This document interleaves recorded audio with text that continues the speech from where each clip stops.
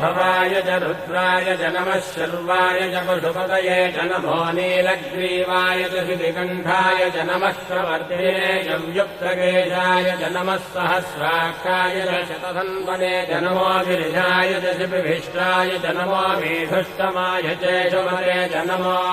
ह्रस्वाय च वामनाय च नमो बृहते च वर्षीयसे च नमो वृद्धाय च संवृद्धने च नमो अग्र्याय च प्रथमाय च नम आशवे च जिगाय च नमः शीघ्रियाय च शीघ्राय च नम ऊन्याय च वस्त्रन्याय च नमः स्रोतस्याय च द्वीत्याय च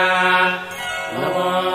ज्येष्ठाय च कनिष्ठाय च नमः पूर्वजाय च परजाय च नमो मध्यमाय च वकल्भाय च नमो जघन्याय च बुद्धियाय च नमः श्रोभ्याय च प्रतिशल्याय च नमो याम्याय च क्षेम्याय च नमो उर्भज्याय च